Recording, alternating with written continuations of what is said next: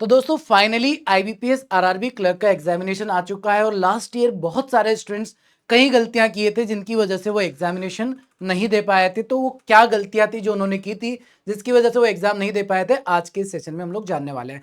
देखिए दोस्तों, आप अगर एग्जामिनेशन हॉल में जा रहे हैं तो पहले तो आप अपने जो इंस्ट्रक्शन कॉल लेटर पे दिए उसको प्रॉपर तरीके से पढ़ेंगे और फॉलो करेंगे।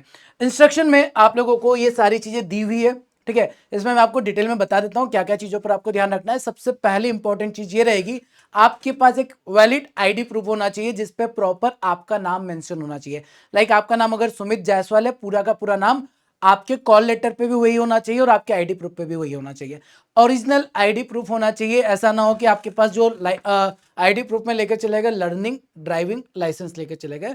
आपका ड्राइविंग लाइसेंस होता है तो वो एकदम परमानेंट होना चाहिए। और मैं यही कहूंगा कि अगर आपके पास आधार कार्ड है एकदम प्रॉपर तरीके से, तो आधार कार्ड का नाम और आपके कॉल लेटर का नाम सेम है तो आप उसी को लेकर जाएंगे, अदरवाइज एग्जाम में दिक्कत हो सकती है। सेकंड दोस्तों, आप लोगों को इस बारे में ध्यान रखना है कि आप एग्जाम हॉल में जा रहे हैं तो आपके पास फोटोग्राफ वही होना चाहिए जो आपने कॉल लेटर के टाइम जब एप्लीकेशन फॉर्म फिल किया था तब आपने जो दिया था, ठीक है। दोनों फोटोग्राफ सेम होना चाहिए और यहां पर मेंशन भी किया गया है एटलीस्ट आपके पास 8 सिमिलर फोटोग्राफ होना चाहिए, क्योंकि आगे जब प्रोसेस होती है तो उसमें काम आती है वो, ठीक है।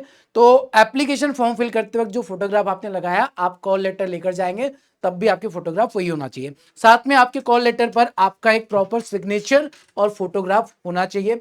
एक फोटोग्राफ एक्स्ट्रा आपको लेकर जाना है, मतलब एग्जामिनेशन में आपके पास 2 फोटोग्राफ तो होना चाहिए। अगर आपके पास फोटोग्राफ नहीं होगा आपको अंदर नहीं जाने दिया जाएगा, क्लियरली मेंशन किया गया है।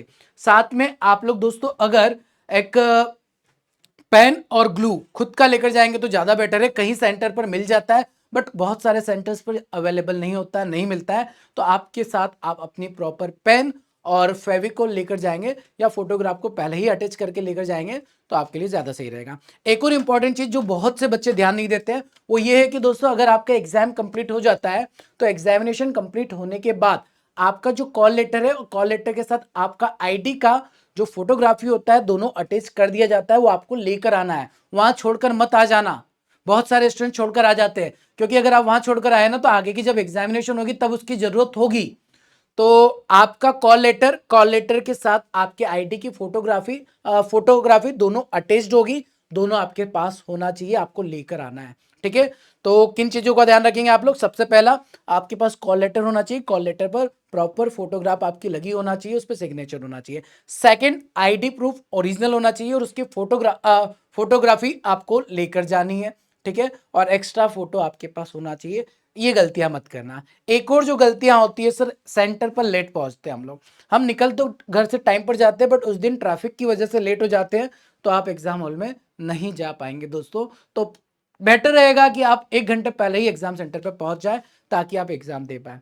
लेट बिल्कुल नहीं होना है। मैक्सिमम स्टूडेंट्स के एग्जाम नहीं होने का रीजन यही था, वो एग्जाम सेंटर पर लेट पहुंच रहे थे। और यहाँ पर इंस्ट्रक्शन में दिया गया है कि आप एडवांस में पहले ही आप एग्जाम सेंटर तक पहुंच जाए या एक दिन पहले ही एग्जाम सेंटर को प्रॉपर तरीके से देख ले कि यहीं पर आपका एग्जाम होने वाला है। बाकी आप सभी की तैयारी जबरदस्त होगी, अच्छे से मेहनत किया है तो डेफिनेटली पेपर आप लोगों के लिए आसान होने वाला है। अच्छे से आप पेपर करेंगे, एग्जाम क्लियर करेंगे और आगे बढ़ेंगे।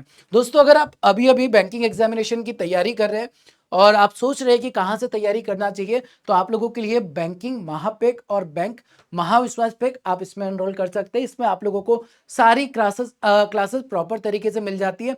साथ में आपको डेली प्रैक्टिस प्रॉब्लम्स भी मिलते हैं, मॉक टेस्ट भी मिलते हैं। मतलब सिलेक्शन के लिए जितनी भी इंपॉर्टेंट चीजें हैं सब कुछ आपको बैंक महापेक और महाविश्वास पेक में मिल जाती है। तो आप लोग इसमें एनरोल कर सकते हैं। बाकी दोस्तों हम लोग मिलते हैं फिर अपने नेक्स्ट सेशन में।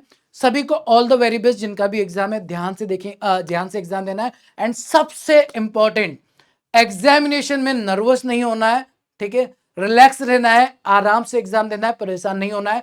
अगर आपने मेहनत की है, ठीक से पढ़ाई की है तो डेफिनेटली आपका एग्जाम बहुत अच्छा जाने वाला है। तो ऑल द वेरी बेस्ट जिनका भी एग्जाम होने वाला है।